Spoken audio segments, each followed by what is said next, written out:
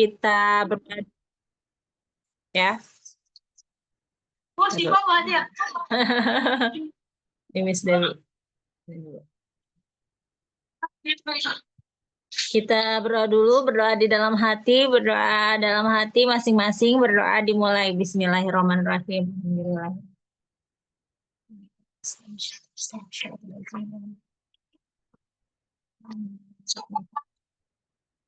Yes. Selesai ya. Oke. Kita mulai ya. Sebentar, ini masih agak loading nih. WhatsApp-nya. Jadi kemarin tuh materinya tentang apa?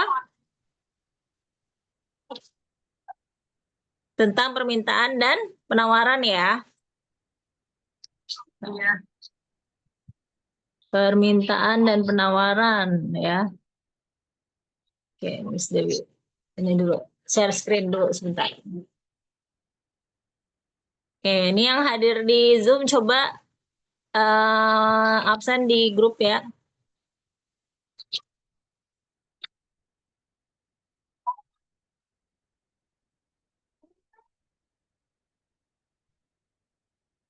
Share layar.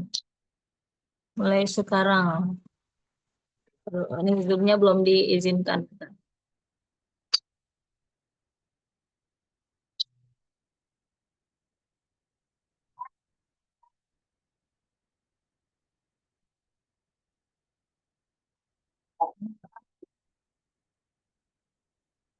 Oke. Sudah ya, sudah kelihatan ya? Yang ada di Zoom, sudah kelihatan?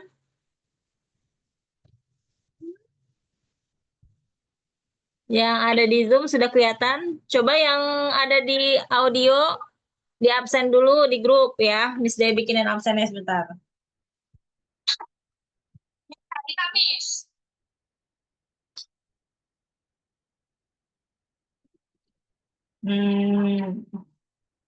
Tuh ya, di absen.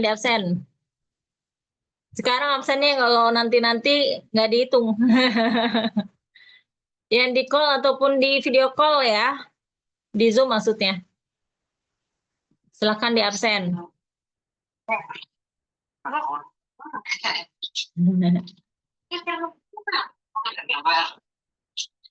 Di absen dulu, di absen. Yang di Zoom sudah kelihatan ya? Ininya? Sudah kelihatan kan layarnya ya? Tadi PPT-nya. Sudah kelihatan kan ya? Halo? Mafaza, sudah kelihatan Mafaza? PPT-nya?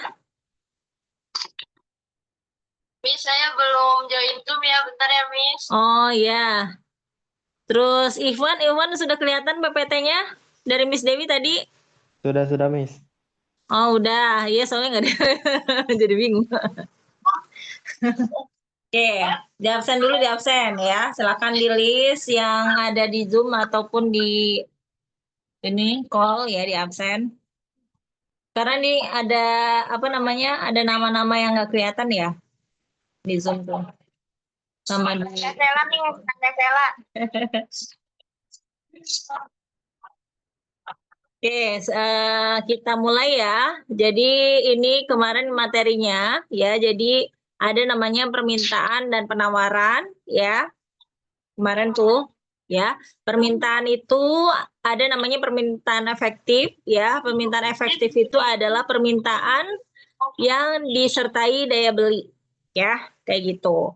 Tapi kalau yang tidak disertai daya beli, itu namanya permintaan absolut atau baru angan-angan, ya.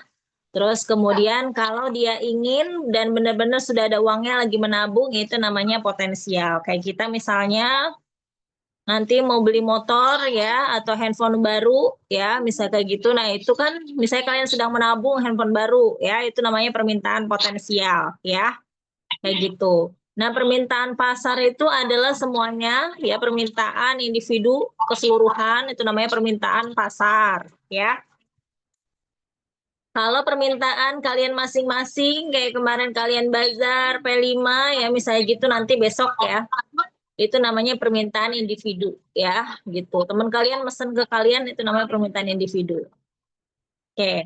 Itu kayaknya ada benturan deh. Suara apa itu?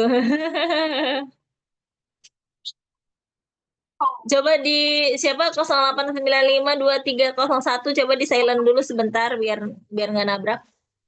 Nah, udah ya. Oke. Jadi hukum permintaan itu jika sebuah barang meningkat maka jumlah yang diminta akan turun ya. Jika harga naik, jika harga barang turun maka yang diminta akan naik ya, gitu. Jadi kalau harganya tinggi ya orang-orang itu nggak suka ya. Jadi ini kemarin ya faktor-faktor yang mempengaruhinya. Nah, faktor-faktor yang mempengaruhinya ini menyebabkan elastisitas. Kemarin kan belajar tentang elastisitas ya. Nah, elastisitas itu adalah perubahan permintaan dan penawaran ya. Baik itu permintaan dari sisi konsumennya berubah ya ataupun dari sisi produsen ya. Itu namanya elastisitas ya. Jadi kayak gitu.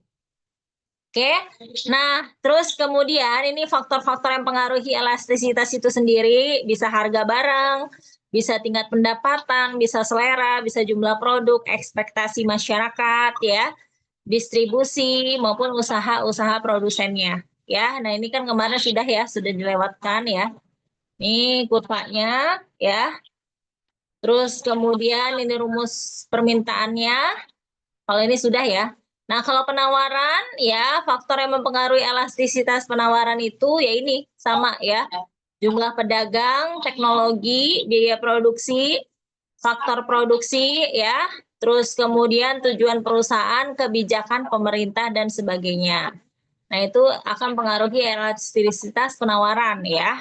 Kayak gitu. Nah, ini kurva penawaran seperti ini ya, nanjak ya. Kayak gitu, ingat ya. Terus kita langsung ke elastisitas. Kemarin kan ada soal elastisitas ya. Kita langsung bahas soalnya ya. Dulu ya, soal tentang elastisitas dulu. Elastisitas itu adalah kepekaan perubahan gejala ekonomi baik itu harga ya. Silang itu bisa tentang harga ataupun pendapatan tuh silang ya. Jadi harga sama pendapatan itu bertemu ya, itu namanya elastisitas silang. Terus kemudian elastisitas pendapatan ya. Kemarin kan sudah ya kalau kelas 10.3, 10.4 mas sudah ya. Apa 10.1.2 ya? Itu sudah ya, sudah dijelaskan. Nah, ini macam-macam elastisitas permintaan maupun penawaran. Kalau sempurna ya inelastis itu 0. Kalau inelastis itu kurang dari 1. Ya, kalau elastisnya 1 nilainya, ya nanti hasil akhirnya itu disebut elastis uniter. Kalau lebih dari 1 disebut elastis. Kalau sangat elastis atau elastis sempurna itu disebut itu tidak terhingga ya nilainya. Oke.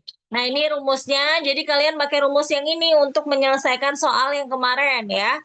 Persen ya selisih Q ya, persen selisih dari kuantitasnya dibagi dengan persen selisih dari P ya, kayak gitu. Atau pakai rumus yang sebelahnya nih ya, selisih Q ya per selisih P dikali P per Q ya, kayak gitu. Kita langsung ke contoh soal ya. Jadi kalian tuh mengerjakannya pakai contoh soal yang ini ya. Nih, jadi elastisitas permintaan ya, cara menghitungnya adalah persen dari perubahan yang diminta dibagi persen dari perubahan harga. Nah, itu kita selisihkan dulu, kita kurangi dulu ya. Harga perubahannya berapa? 60.000 dikurangi 50.000 dibagi 50.000 ya. Terus hasilnya adalah 20%. Terus kemudian perubahan jumlah yang diminta dari 100 kan jadi turun 80 ya. Jadi 80 dikurangi 100. Bu kok enggak 100 dikurangi 80. Jadi caranya itu adalah ya selisih itu rumusnya itu adalah harga kedua dikurangi harga pertama ya atau kuantitas kedua dikurangi kuantitas pertama dibagi dengan dasar ya berarti harga dasarnya yang awal ya. kayak gitu, atau kuantitas awalnya kayak gitu ya. Jadi ini kenapa 80 dikurangi 100 ya, kayak gitu. Nah, kita sudah mendapatkan perubahan harga dan perubahan yang diminta sama-sama 20% ya. Kayak gitu. Nah, terus kemudian ya, di sini ada minusnya tapi ya, perubahan jumlah yang diminta. Jadi kita mutlakkan ya. 20% dibagi minus 20%, jadi kan minus 1. Kalau nilai mutlak itu positif semua, jadi nilainya adalah 1. 1 itu ya nilainya itu adalah di sini kita lihat dulu di tabel tadi ya. 1 itu uniter ya. Jadi elastis uniter. Kalau nilainya 1 gitu ya. Kalian pakai contoh soal yang ada di PPT yang Miss Dewi kasih kemarin yang PDF ya, termis di up lagi ya. Nah, terus kemudian yang soal kedua, ini juga sama rumusnya ya. Jadi kalian itu ini nih. Ini Miss Dewi pakai ini ya, pakai anotasi ya. Ini misalnya ini nih ya. Jadi kita menghitung perubahan harganya dulu ya. Baru perubahan jumlah yang ditawarkan. Perubahan harga itu dari sini nih soal ya. Yang kedua, harga kedua dikurangi harga pertama dibagi harga pertama. Yang kuantitas kedua dikurangi kuantitas pertama dibagi dengan kuantitas pertama. Kayak gitu ya. Nah, itu nanti hasilnya berapa persen ya. Kayak gitu. Kalau minus nanti dimutlakan ya. Tapi kan ini nggak minus ya, positif sama positif. 0,2 dibagi 0,25 sama dengan 0,8. Jadi 1 dibulatkan. Jadi kalau 0,5 sampai 0,5 ke atas itu dibulatkan ke atas ya. Kalau 0,5 ke bawah itu dibulatkan ke bawah ya. Kayak gitu. Yang di Zoom ada yang mau ditanyakan? SDW balik lagi ke yang pertama ya. Kita cek dulu benar nggak tadi. Ya, jadi harga kedua dikurangi harga pertama dibagi dengan harga pertama, hasilnya 20% ya. Terus kemudian kuantitas kedua ya, dikurangi kuantitas pertama dibagi dengan kuantitas pertama nih. Ya, hasilnya 20% juga tapi minus di sini ya. Jadi minus 1 dimutlakan, semuanya kan nilai mutlak itu adalah positif, jadi 1 uniter ya. Yang bawah juga hasilnya uniter juga ya. Setelah hasilnya keluar, kalian lihat tabel tadi yang di atas nih ya. Macam-macam elastisitas ya. Kayak gitu. Nah, di sini kan 1 ya. Kalau nilainya 2 berarti elastis. Kalau nilainya 1 kan uniter. Kalau nilainya minus 1 berarti minus 1 0,7 misalnya atau 0, berapa gitu ya, itu inelastis gitu. Tapi sih biasanya dibulatkan langsung ya, kayak gitu. Dibulatkan ke atas atau ke bawah ya, jangan ini ya tidak dibulatkan ya, biasanya umumnya dibulatkan ya, kayak gitu. Terus kemudian kalau nilainya lebih dari 1 ya, atau misalnya sampai lebih dari 100 sampai tidak terhingga ya. Nah, itu namanya elastis sempurna ya. Tapi kalau lebih dari 1, 2 misalnya namanya elastis ya. Jadi setelah kalian mendapatkan hasilnya yang ini nih ya, hasilnya 1 atau 2, itu kalian langsung cocokkan di dalam tabel ya. Jadi pakai cara yang ini nih ya. Cara rumusnya yang ini. Ya, ini ada contoh soalnya di sini di PPT ya. Oke. Kemudian kita akan memperkuat lagi materi tentang alat pembayaran ya. Oke. Nah, jadi uang itu ya, kalau zaman dulu uang itu tidak ada ya, adanya barter ya. Jadi sejarah uang itu awalnya dimulai karena barter ya, terus kemudian akhirnya tukar menukar itu sudah susah karena tidak ada yang sebanding dengan barang-barangnya, kayak gitu. Ya, yang pertama alasannya sulit ditemui barang yang nilainya sama, sulit ditemui orang yang memiliki barang yang sama ya atau yang sesuai dengan keinginan mereka. Lamanya waktu yang dipergunakan ya untuk menemukan barang. Jadi kayak misalnya nih kita mau jual rumah ya. Mau jual rumah kita mau nuker misalnya dengan sapi ya, berapa biji gitu. Kalau zaman dulu ya. Terus kemudian ya tidak ada yang jual rumah misalnya kayak gitu ya. Nah itu susah tuh, harus pergi ke Jawa dulu mungkin atau ke Sumatera dulu atau kemana ya gitu ya. Atau harus melewati daratan dengan berapa kilometer ya untuk menemukan orang-orang yang memiliki barang yang kita inginkan ya. Seperti itu tuh susah. Makanya barter itu akhirnya musnah ya, digantikan dengan uang ya. Kayak misalnya kita di zaman dulu apa namanya? Kayak misalnya zaman dulu kita tuh butuh sapi ya, terus kemudian ditukar butuh sapi. Kita punya sapi, pengen ditukar sama kambing. Nah, tidak ada yang punya kambing misalnya gitu ya. Susah nyarinya, harus melewati apa dulu ya, jalanan yang sangat terjal segala macam. Nah, itu akhirnya dibutuhkan uang ya. Sekalipun zaman sekarang ya masih ada aja ya, kayak misalnya ya kekeluargaan ya, sistem yang kekeluargaan. Ini aku punya rumah ditukar dengan apa ya, masih ada kadang-kadang kayak gitu orang ya. Tapi sekarang itu lebih banyak yang digunakan adalah uang ya. Jadi uang itu adalah alat tukar atau alat pembayaran kita yang dimana diterima secara umum di semua negara ya. Semua negara itu punya uang, tapi uangnya beda-beda ya standarnya gitu. Ada dolar, ada rupiah gitu ya. Jadi semua orang udah punya pakai uang ya, baik itu kiris ya, pakai uang digital ataupun uang ini uang kartal ya.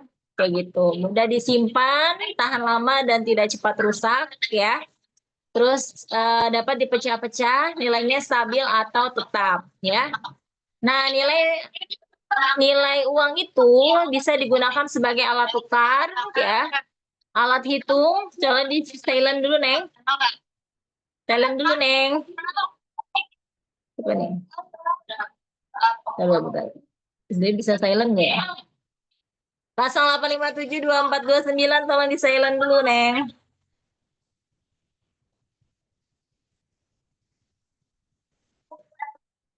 Oke.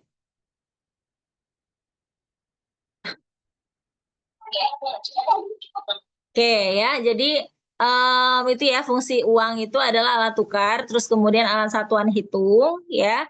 Terus untuk ukuran pembayaran yang ditunda, alat penyimpanan kekayaan dan alat pengalihan kekayaan ya.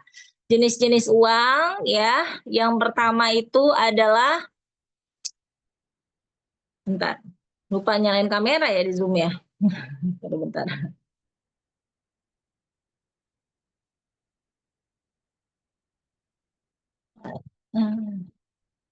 Zoom dinyalain dulu ya kameranya ya. Sekalipun gelap gulita. Dulu. Mana tadi ya? Oke, kita lanjut lagi ya. Jenis-jenis uang, ada uang kartal, uang kertas, dan uang apa namanya? Uang kertas dan uang logam. Uang giral itu uang yang tidak berwujud seperti deposito dan lain-lain ya.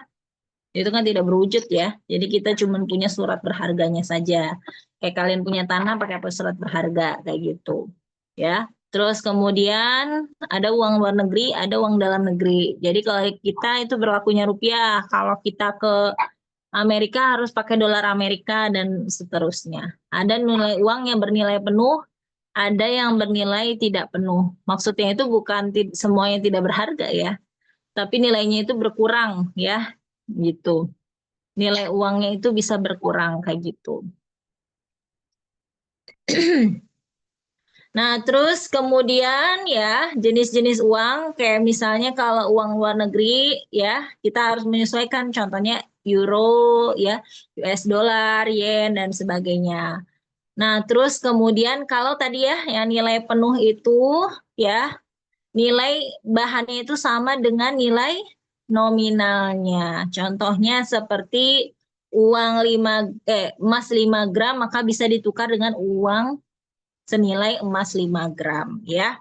Kayak gitu. Kalau uang kertas senilai 100.000 ya bisa jadi bahannya itu hanya bernilai 5.000 gitu ya. Nah, terus kemudian alat pembayaran non tunai ini ya, contoh-contohnya kemarin kan sudah ya, atau belum? Kalian sudah bikin kayak gini belum?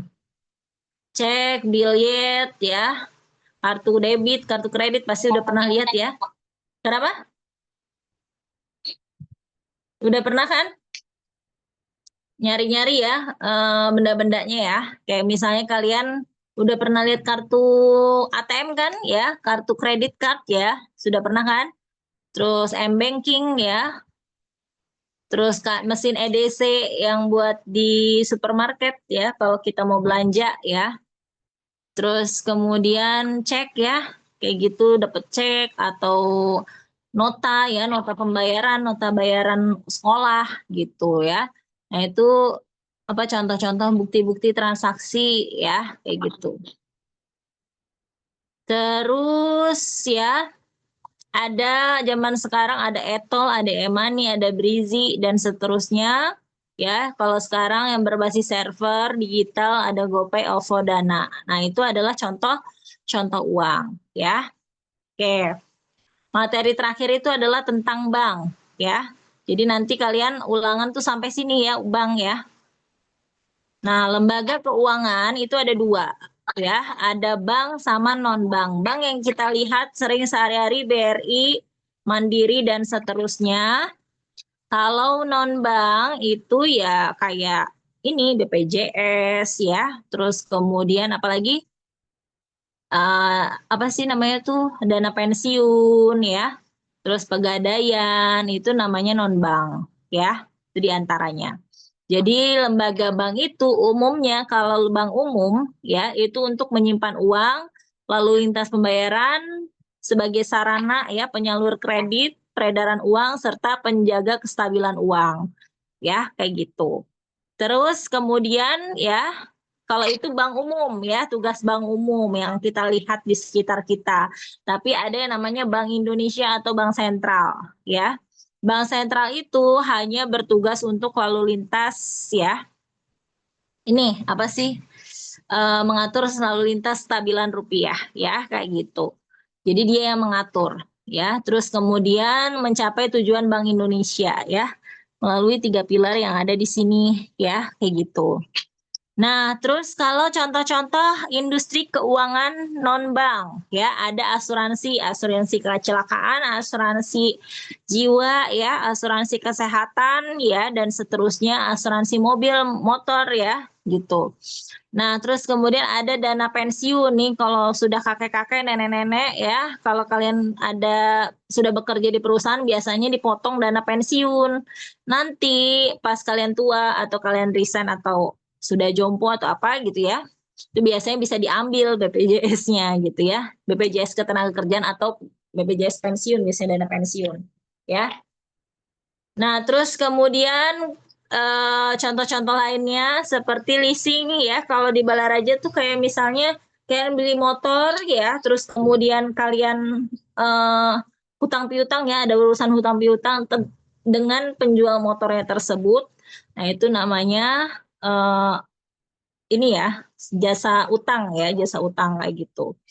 Terus misalnya lagi kalau perusahaan modal seperti Mandiri Venture ya, atau apa sih Mandiri Wirausaha kan ada tuh ya di situ di Balaraja kalau nggak salah ya. Nah, itu untuk modal ya, usaha modal kayak gitu, modal usaha ya. Terus kemudian kalian misalnya lagi kerja tiba-tiba ditawarin kartu kredit ya, zaman sekarang kan banyak ya.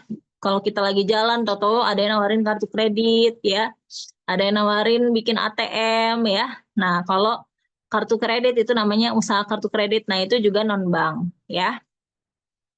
Misalnya lagi membiayai konsumen, misalnya pengen beli rumah ya, kayak gitu. Biasanya nanti ditawarkan oleh perusahaan dari perumahannya gitu ya, kayak gitu. Ini nanti sistemnya syariah atau konvensional, nanti pembiayaan perumahannya, cicilannya kayak gitu. Nah, itu biasanya udah include tuh ya dengan lembaga pembiayaannya kayak gitu.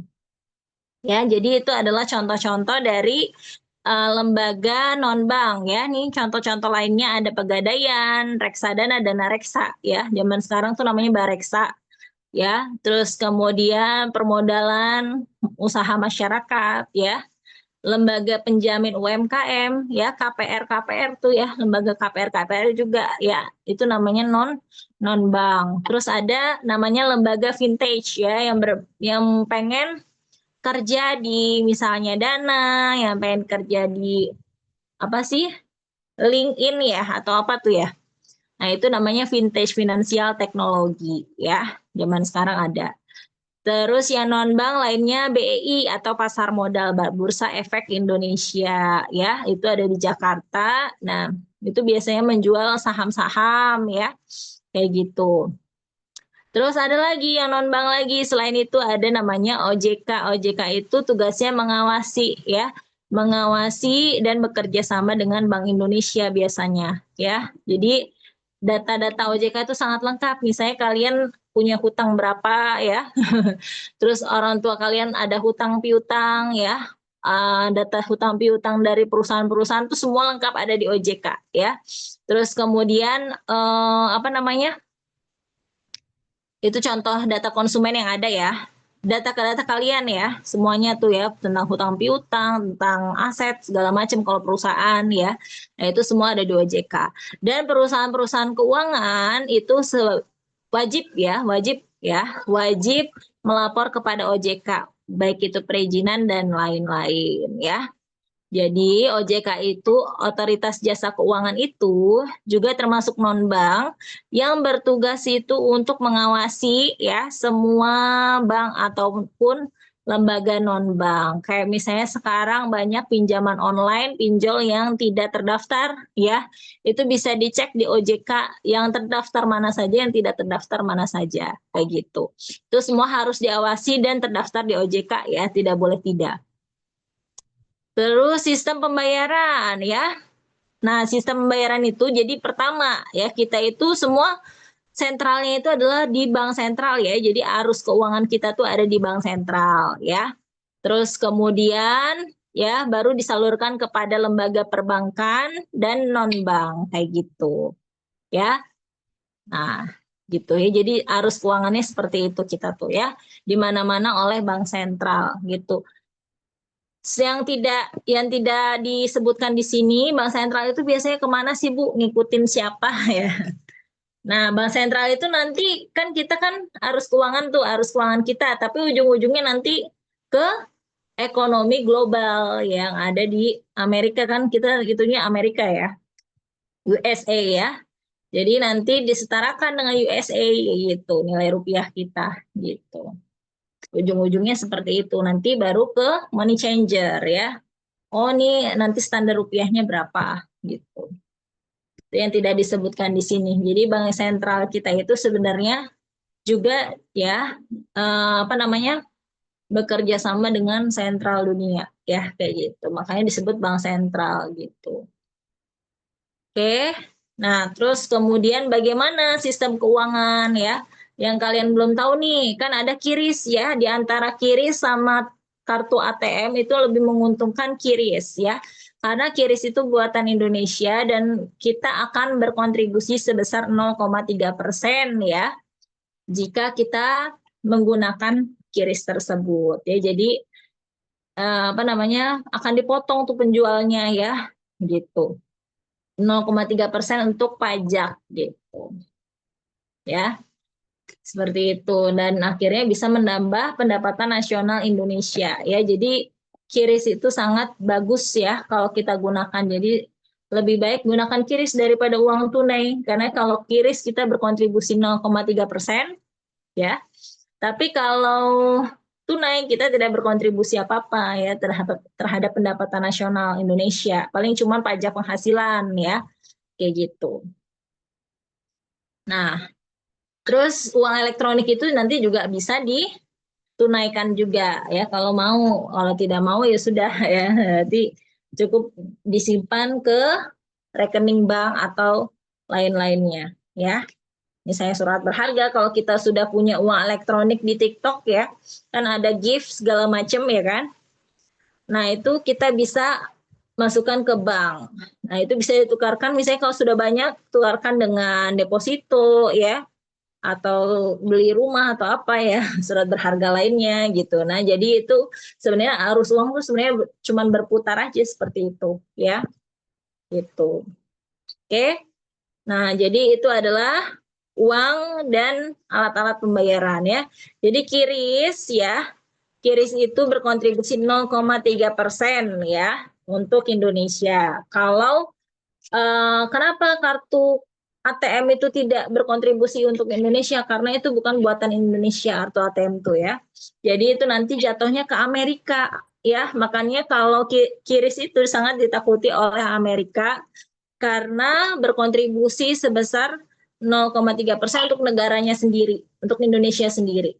Ya, tidak disalurkan kepada Amerika ya. Kalau apa namanya? Kalau ATM ya, Mastercard atau lainnya itu disalurkan kepada Amerika ya sebesar berapa ya? 1-3% ya. Kayak gitu. Ya, jadi pengguna kartu Mastercard itu akan berkontribusi kepada Amerika sebesar 1-3% ya, gitu. Nah, itu yang sangat ditakuti oleh Amerika, makanya ya bisa jadi itu adalah salah satu faktor ekonomi Amerika turun jatuh ya. Salah satunya adalah karena QRIS ya. Kayak gitu. Nah, itu ya, jadi materi kita hari ini ya, jadi nanti ada rekamannya ya. Ya. Kita ucapkan alhamdulillahirobbil alamin. Ya, ini muka Miss Dewi nggak kelihatan karena pakai tab ya. Oh, yang di sini yang datang banyak ya. Ada 16 orang ya. Oke. Ya, jadi itu ya materi kita hari ini. Jadi itu sampai situ kalian ulangannya sampai bank dan lembaga keuangan non-bank, sama terakhir tuh yang kemarin elastisitas. Jadi dipelajari ya semua buku yang ada di buku kalian ya, kayak gitu. Bisa dipahami ya? Oke, kita ucapkan alhamdulillahirobbil alamin. Ini ada yang ngobrol ya? Ada yang chat ya? Bentar dulu. Sudah Miss. Oh ya. Oke, yaudah, makasih ya semuanya ya. Sudah di absen ya? Sudah absen semua? Sudah nih. Hah, ada 64. Bohong nih kayaknya.